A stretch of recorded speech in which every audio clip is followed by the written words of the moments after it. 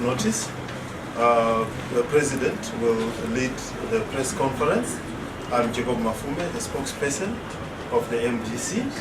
We have called this press conference to address key pressing issues that are facing the nation at the present moment, and the party in particular.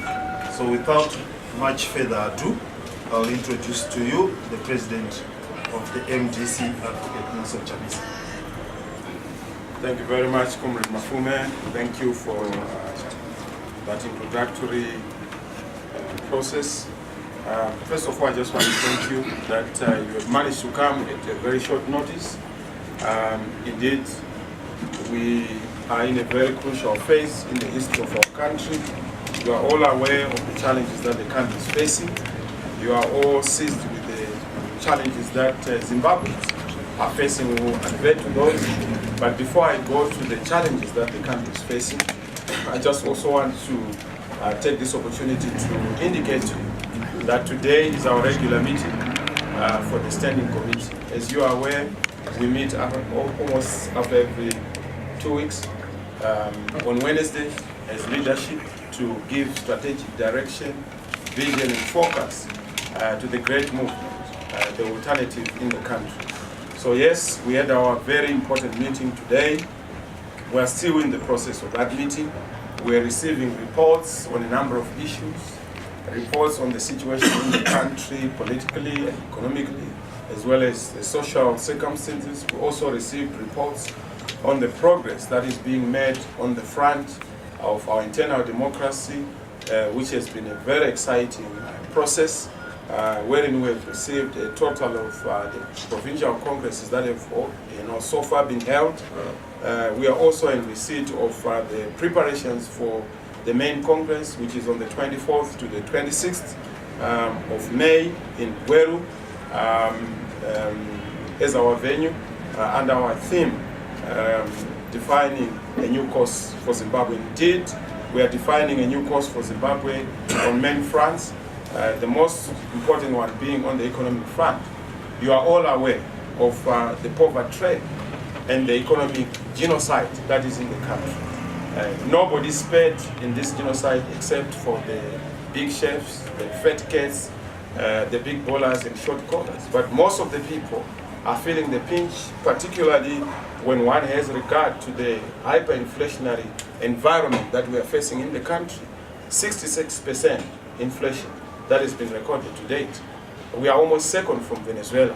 And you can see that we are twins with Venezuela in terms of the political instability, the political crisis that is gripping the two nations. This is an unprecedented hyperinflationary situation that we are encountering.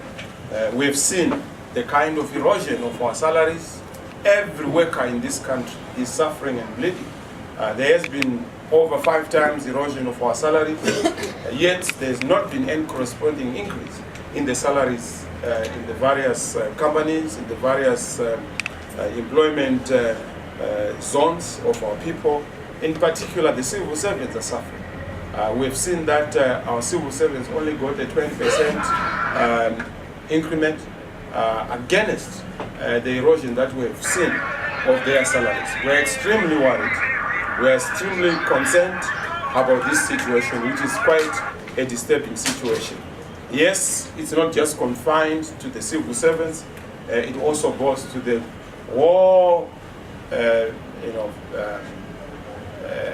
phenomenon affecting our workers and indeed the generality of our Zimbabweans. You have also seen that our basic commodities have almost been galloping in prices in the supermarket. Every day we are greeted with surprising and shocking price increments. Yes, it's because of the situation and the circumstances. Basic commodities are almost 5 times to 10 times in terms of their prices. We also see that fuel continues to be a problem. Most of our workers are spending a lot of their valuable time in queues. Business people cannot do business because the big business in the country is to queue up for fuel. And that is a big challenge that continues to affect the ease of doing business, and we can't be open for business. In fact, we are shut for business because most of the people are open for business in queues. That continues to be a big challenge. We also note with very heavy hearts the situation that has been taking place with the farmers, particularly the tobacco farmers. The kind of daylight robbery that we've seen affecting our tobacco farmers, wherein they're asked to receive their returns and their payments in the currency that Mr. Mnangagwa is not proud of. He doesn't even know how to pronounce it, the gold note. But clearly, they are then selling that same tobacco in foreign currency. This is daylight robbery, it's criminal, it's unacceptable. We must give our tobacco farmers their dues and their rewards in foreign currency, because we are not selling tobacco in bond notes. It's an issue that we are seized with. We received a report from our Secretary for Agriculture, a very disturbing report, and we want this issue to be treated with the aim that it deserves. It doesn't end there. It's not just about the farmers, particularly the tobacco farmers, it's also with the cotton farmers. Farming has become a cursed business because we have people in government who are serious about business.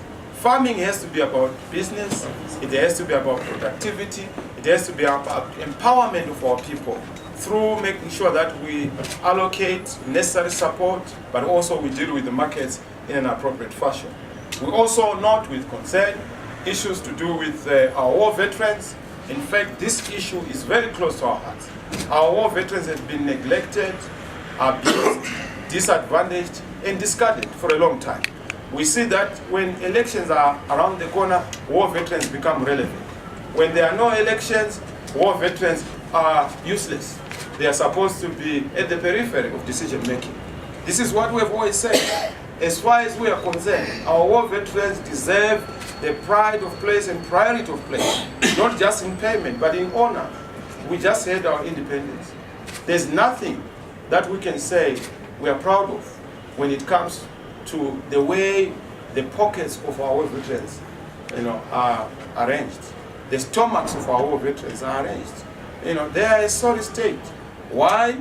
Because we are not giving the appropriate attention to our war veterans. We need our war veterans to be given honor in terms of their cushioning on school fees, medical expenses, transport expenses, and other such important cushioning that is required for them to eke out a living and to live a decent life and to have meaning to the honor of the contribution and sacrifice that they made during the liberation struggle.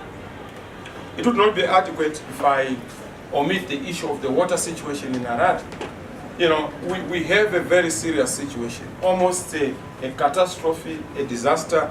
I understand that from the briefing I got from the mayor this morning, they have only received 150,000, when in fact they are supposed to be getting 2.8 million from the foreign currency that they are supposed to then get. Again, what compounds the problems of our local authorities is that in terms of procurement, there are certain bottlenecks. In terms of their ability to raise resources, everything is centralized within the central government, which makes it difficult for them to even get the flexibility to raise the necessary resources that are required for us to be able to ameliorate the situation. So yes, we have a big challenge. Let there be foreign currency. Let the foreign currency allocation to the local authorities be priority number one. Otherwise, there will be a serious disaster in this city, wherein people are then given water that is not treated. We need chemicals that are supposed to then sort out the water, not just for Harare, but for all the other cities and towns across the whole country.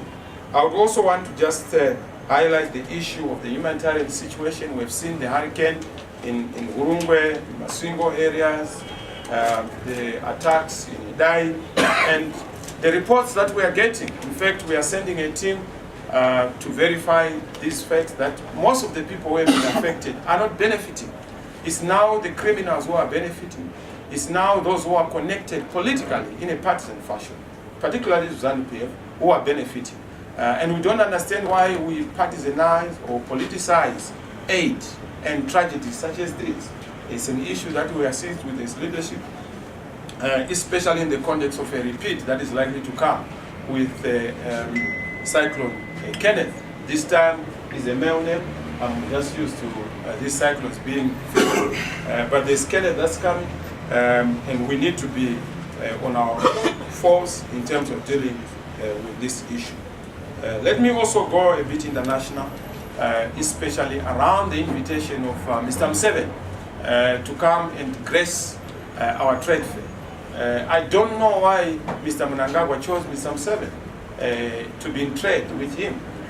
We don't know, perhaps it's a way of confirming that he belongs to a club of dictatorship. Because Mr. Museveni's behavior in his own country leaves a lot to be desired. The choice of friends defines the man's character.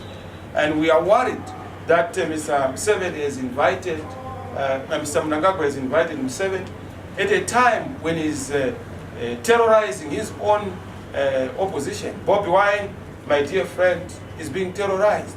I'm told he has been arrested. He has been arrested several times.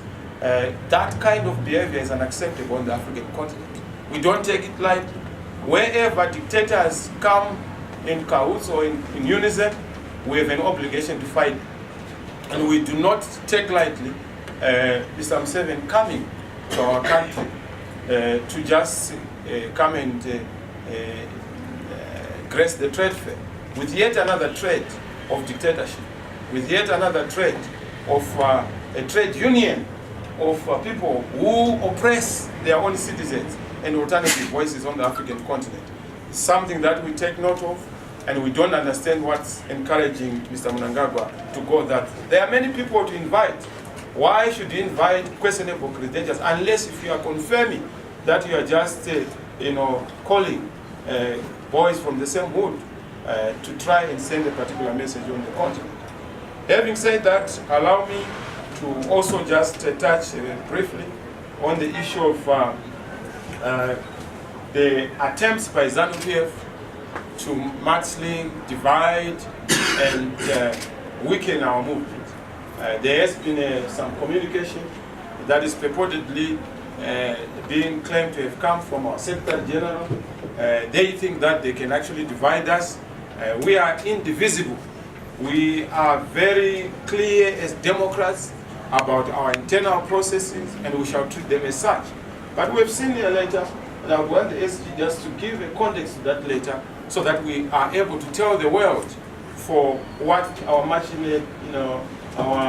machinations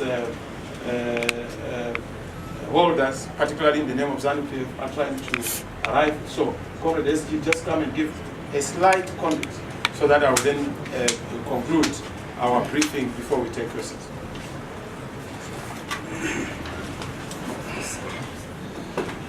Thank you very much, Mr. President. There was a letter, a strange letter that was delivered to these offices yesterday, and that letter purports to come from the office of the Secretary General.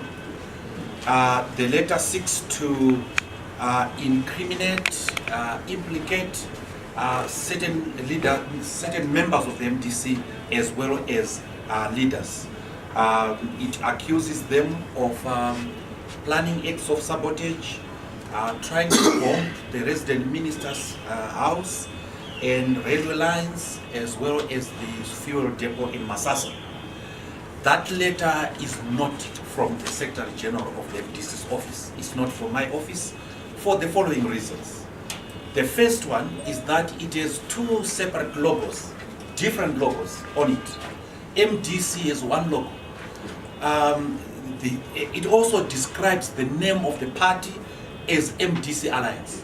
The name of this party is MDC. It is not addressed to anyone, to anyone in particular, but it is copied to certain people. I don't write like that. It says it is written to whom it may concern. It is copied to the Commissioner General of Police, the Director General of CIO, the Commander of the Defense Forces. We can never address correspondence to no one. Here, what we do is we address correspondence to a particular office. It is also, as you shall see, unsigned. I always sign my letter. It describes me as Honorable Douglas Monzora. I don't call myself that. I call myself Douglas Monzora. I don't call myself Honorable Douglas Monzora. I'm Honorable Douglas Monzora to the constituents. But when I describe myself using first name terms. So this is an attempt by whoever to sow seeds of division within the MDC. Whether this person has done it internally or is external, or is operating from outside, this person is working for a system that we do not agree with. And I hope that my colleagues in the party, I hope that all the members, all the right-thinking members of the community must dismiss this letter as a mischievous attempt by whoever to score cheap political points. So for that reason, this letter, I have brought it to the attention of the leadership in the standing committee. I went with it to say there is a letter like this that was delivered strangely to my office yesterday. Unfortunately, the people who to whom it was delivered did not record the name of the person who delivered it. It has a cell phone number that is not mine. So I don't know who this person is, but whoever they are, they will be unable to break my spirit as a Democrat fighting for democracy, B, the spirit of the MDC being a change agent in this country. It will not break that spirit. Thank you very much. Thank you very much, Comrade Secretary General. We just thought we needed to contextualize that letter, but also to say that the letter seems to be indicating that they are authentically informing and confirming that the violence that brought to the country was carried out by some of our party members, in particular the senior leaders. Clearly, this is the work of people who have been parroting on a propaganda line that the MDC had anything to do with the January disturbances. We have said it several times, that we don't organize things nicodemously, nocturnally, at night. If we have a demonstration such as the demonstration we are going to be having in the country, that are peaceful, constitutionally permitted in terms of Section 59, we will always come out in the open to say, that date, we are going to be carrying out this activity. So that we don't ambush our colleagues in ZANU-PF. We don't believe in guerrilla tactics. We did enough of that during the liberation struggle. Now it's time for us to indicate, in terms of the law, what has to be done. So clearly this letter is meant to try and prepare the nation. We've seen it in the past, wherein they've used it to try and justify cracking down on the MDC, attacks on the MDC. This is not new, but we are clear that this is a machination we wanted to tell the world, that at no point did we have this letter emanating from the corridors of the MDC. And they want to exaggerate what they perceive to be divisions in the party. There is no division in the party, there is diversity in the party. And that diversity is part of our mosaic rainbowness character as a party. And we cherish that. You know, when you see MDC leaders, you are seeing quintessential Democrats. People who are able to have a democratic osmosis of ideas without any problem. I wouldn't want to indicate where the region of lower concentration is and where the region of higher concentration is, but we always have this osmosis of ideas. And it doesn't mean that there are any challenges within the party. That's what a democracy does and how it is. The following people have unlicensed firearms that were bought by Gomba, Chikombo. These are the new leaders in the Harare province whom they are trying to target. Typical ZANU-PF. They've done it in the past. They would want to target individuals in leadership, and they are so scared of our Congress. They had budgeted for anarchy at our congresses in the provinces. We've had all our 12 congresses without any serious problems, without any violence, and now that we've had peaceful, successful congresses at provinces, they want to try and invent lies, falsehoods, mendacity, meant to try and propagate yet again a lie that MDC is an organization that is anti-democratic. We are very democratic and we will not tolerate this. So yes, we've seen the list of names of our leaders that have been highlighted. This is nothing to do with the MDC, and we are ready for any kind of challenge that they may want to visit upon us. Having said that, I'm also sure if you have any questions, we are about to go to our meeting. It's very crucial to prepare for our national executive meeting on Friday to be succeeded by the National Council meeting on Saturday, which is almost an important meeting, preparing now post-nominations for the next phase in our democratic process and also for our Congress. But more important, we have because of the situation that I've already articulated. Thank you very much. Yeah, you started by singling out the problems that the nation is facing. So my question is, what are you doing as the opposition to make sure that the nation rises above these problems? I know you say you are not the governing party, but don't you think we are now at a time where our opposition parties should maybe try to devise ways of assisting citizens? I think your mindset must change, my dear brother, from the state of the nation. Yes, you have not finished, but you see, nomenclature and terminology is very important. We are not opposition. If you want opposition, go and visit Mr. Mnangagwa. We are the governing party. Well, so since you are the governing party, what then are you doing? It seems as if you are singling out problems, but leaving this room, we'll see few accused, we'll see high rise in goods and services. So what are you doing as the governing party? Thank you very much. Thank you for that correct language. I really appreciate it. Yes, as the leading party, we are very conscious of the suffering our people are going through. And this is why we have said that because we have hit this juncture politically, there's a political stalemate in the country. There's a crisis of governance. There's a political crisis that must be resolved, wherein we have the man who has been declared by the Constitutional Court is not the man that the people voted for. We have said this several times. The constitutional order, the legal order is not punctuating what the political, public, popular order is supposed to be indicating. So that juncture has to be resolved. The political crisis in the country, wherein we have Mr. Mnangagwa there and ourselves on the other hand. We need to resolve this political crisis. How do we resolve it? Political dialogue. What political dialogue? We need to have a genuine political dialogue between ourselves and Mr. Mnangagwa on behalf of ZANU-PF. Until that is done, all else is just a Muppet show or Tom and Jerry, banana in pajamas kind of cartoon characters. We want proper dialogue in this country, properly adjudicated upon by a mutually agreed, arbiter or adjudicator, locally, nationally, or internationally, preferably from a head of state. We have said this, until we get that, there will not be any resolution that is meaningful. But not just political dialogue, we also need comprehensive reforms. Until we have comprehensive political reform, I've seen that they're trying to introduce Public Order and Security Act, a perfunctory, cosmetic, mascara, lipstick on a frog. We want deep-seated reform in this country, not this kind of thing where they're saying, no, you don't have to move around with an IT, so we've changed. We need agreed upon comprehensive reforms, not the kind of cosmetics we are seeing in POSA or just disaggregating IPA and you separate the bills into three. That is not the way to do it. Let's agree, let's have political discourse and dialogue so that we resolve these issues. And we have given Mr. Mnangagwa sufficient latitude to come together in dialogue, in peace, so that we're able to move our country forward. If they choose not to listen, we have a constitution in place to deal with stubborn people.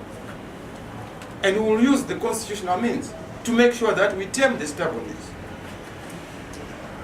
This is related to the Congress, the nomination process that you were carrying out. There have been complaints, and particularly the Party Secretary General have been quoted in the Herald, pointing or raising the foul play. How democratic were these processes when we do have members that were complaining about internal democracy? I'm sure your sources are not confirmed, particularly the sources you are referring. Which newspaper, by the way? No, I'm just saying which newspaper. The Party Secretary have been quoted yes, in the Herald, so you didn't saying there have been a foul play. I mean, nomination processes were not democratic. To the effect that he submitted some complaints to whoever was responsible for the internal nomination processes, but Well, they were not taken care of. You don't need the Herald to speak on behalf of the Secretary General. He's here, and if there are any issues, they are raised in a mature way through our constitutional means. And I can tell you that as far as we are concerned, we do things according to the Constitution, and the Constitution has been followed to the letter and the spirit. All the nomination processes were being done by an independent electoral body, and that body is mandated with the clear terms of reference. And if there are any challenges, any concerns, leaders, members have internal remedies that are domestic to it, and that can be pursued. But as far as we are concerned, we are taking note of the very successful nomination processes, congressional processes that have taken place, and we are taking a good regard of this development. Yes. Yes, I just have two quick questions. You said that when you are doing demonstrations like the one that you want to do, so if I quoted you correctly, so maybe can you just give us details as to what demonstration that you want to do? The right to demonstrate is in the Constitution. Yes, I just wanted the details. If you go and check Section 59, it allows people to demonstrate. Not just MDC, ordinary people of Zimbabwe, including ZANU-PF. I'm sure you've seen that they've exercised that right several times. And that right is not partisan, it is a constitutional right, it is national, it is inclusive. And we exercise that right as and when we feel we have to. The only point I was making is that we don't do things secretly, we don't do things through hide and seek. When there is need for us to demonstrate for any particular issue to be articulated, we always come out in the open to say such and such a day or date will be able to demonstrate. So it's just to say that we don't do things behind closed doors. And the second question was, is there any action that you are doing following the letter that you have received? What action have you taken to deal with that, maybe to find the culprit or to find the source of that letter? Well, of course, we are actually in the process. Our intelligence and security are already working on it to make sure that we get to the bottom of it. But we just thought that we needed to tell members of the public, the nation, to say we have seen it in the past. I remember sometime they Comrade BT, you remember, Comrade Komichi, these are issues that they've always resorted to. That is our colleagues in Zambia. If they want to try and do some funny things to preempt our processes or what they perceive to be the party that is on a track, not just to renew itself, but also to strengthen our internal processes, they always resort to ghost organizations, so-called fun organizations, trying to cause instability. We will not be shaken by this. I've always indicated that MDC is a huge trade that cannot be derailed by barking dogs. We are a big baobab tree. You don't use a razor blade to cut us. They will try, but they won't succeed. Thank you. When we get you, you introduce yourself. I know Dara B, but the others. Well, I'm Costa from You're 263. Yes, it's important that we know each other Correct. for the purposes of accountability. So let's have the last three or two. Oh yes, I'm sorry, yes. Please, well. There is talk that you are willing to compromise to have dialogue with President Mnangagwa. Can you verify? Are you going to compromise some of your demands?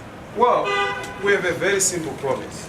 Our promise is our readiness to dialogue for the benefit of the people of Zimbabwe. We are not ready to compromise on that promise. But of course, I've seen that Mr. Chabisa has climbed down, MDC is climbing down. We have not climbed down.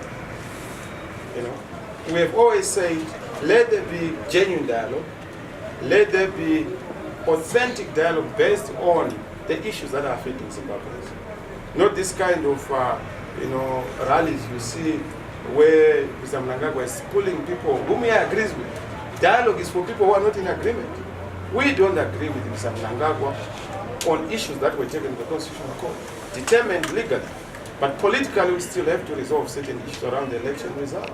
To close that chapter, there has to be dialogue, genuine dialogue. And that's what we have said. We continue to maintain that position. So don't worry about how we've climbed down, we've climbed up, we've compromised, we're dropping our demand. There's no demand. Safe to say, anytime I said it, I will say it, whoever say it, we are ready to meet with Mr. Mnangagwa on the pertinent issues affecting Zimbabwe. Why? Because most of the people who are being affected are actually MDC supporters and people who voted for us. If you look at the 70% of taxpayers are people who are MDC in the urban areas. We control 28 local authorities, cities and towns, out of the 32 in the urban areas. We are very present in the local, rural district councils. We're in parliament in big numbers. We dominate the chambers of the cities. So we have a duty to also deliver to our constituents. But to be able to do that, it has to be a shared understanding of the nature of our crisis and also the solution that we must derive out of it. Mongai, I'm a freelance. Well, we have received reports from your political detainees being held at Chukurubi on the negligence that the party has exposed them to in terms of their welfare. What is your report on that? From the reports that we have received and from the research that we have done, because we went to visit them, they were saying that they have not been receiving aid from the party and even visits from the party for the past 6+ months, and that their families, they are suffering without receiving any help. Well, I'm also sure that just recently, in fact, our Secretary General is the last one to be visited, because we have regular visits with the leadership to our various people who are detained.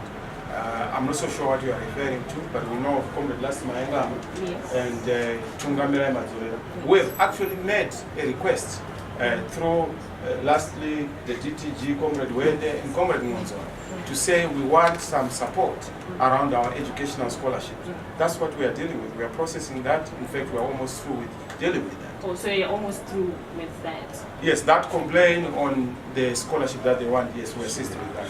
It's an issue that we are dealing with because we do understand. But in terms of negligence, you know that we always bring food as and when we can. But we are not the ones who are supposed to be making sure that in prison things have to work out in a particular fashion. In terms of their families which are left aside? Yes, we take care of the families in areas that we are supposed to take care of. You know, some of them have wives. Yes, that area is a difficult area, but we deal with the areas. Thank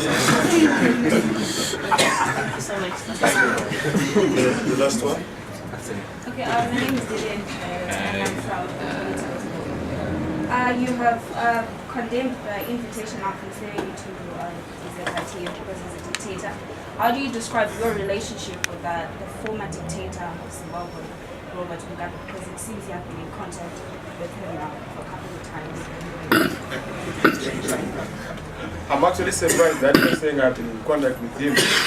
My relationship with Mr. Mugabe is that he is one of the people who violated the rules of secrets of the vote by indicating that he was going to vote for us. We are not in the business, as I've always indicated, of choosing supporters or voters. The relationship is that one of a former president and an incoming president. That is the relationship. Beyond that, we have no relationship. I'm also sure what you are referring to when you say you have had formal contacts, you have been in touch more often than not. I'm sure if you look at it, I've not been able to even have a contact. I had said I'm going to visit Mr. Mugabe as and when the opportunity arises. I've not had the opportunity to be able to visit him. I'm told he's not around or he's not well, and that's it. So why is your relationship justified, but a relationship with the ED Mnangagwa is not? Well, look, you are saying he's a former president, isn't it? Yes, but he was a dictator. Well, you are obviously telling me that he was a dictator, which we all know, and I don't know why you would want to then lump Museveni, who is a current and serving president. If Mnangagwa truly represents the Second Republic, he must also show a break with the past, a break with the Mugabe politics of associating with people with questionable credentials, and that's the point we are making. But I'm actually surprised that you are trying to insinuate the fact that I have a relationship with Mr. Mugabe. Far from it. I've seen that relationship very flourishing in the Herald and in ZANU-PF at ZANU-PF headquarters. But beyond that, I don't know why they are donating their old men. But we have said, look, it's our duty as an incoming government to be inclusive. If you don't want your old men, you neglect them, we take good care of them. Not out of love, but out of our national duty to take care of every Zimbabwean, whether we agree with them or not. That is the relationship. Beyond that, there's no relationship. Thank you so much. I think that comes to... I see the young men One second, but with the nice hairstyle. Thank you very much. Now, today, media reports were saying you are ready to meet face-to-face or one-on-one with President Emerson Mnangagwa. Can you please shed more light on that? Maybe you have a set date or... No, there's no set date. I thought, I didn't see the substance of it, but I thought I answered it when I answered Mr. Masambu. We have said, look, it's not as if Mr. Mnangagwa is an enemy. Competition is not an enemy. You know, being on different sides does not mean that we should hate each other. In fact, our politics must graduate. We must be able to behave like soccer supporters who support the animals and Highlanders. Of course, though they clash at times, but the civilization we see is the one who would want to see in politics. People have to differ politically, but without necessarily being enemies. So we've said, let's discuss our issues so that we find a common way forward. I think that's a progressive way. If we are able to have dialogue to save lives, the better. Instead of losing lives to have dialogue. Like what happens in other countries, DRC, people lose lives, you know, other jurisdictions, just for them to be able to dialogue. Why should we do that? Why can't we just come together as a people? After all, we share the same country. We share a lot of things. Why should we disagree? Thank you very much. thank you. Okay. I think that's it for today. Thank you very much, colleagues, for coming at a very short notice. We really appreciate your time and your presence as always. We wish you well. Thank you. Thank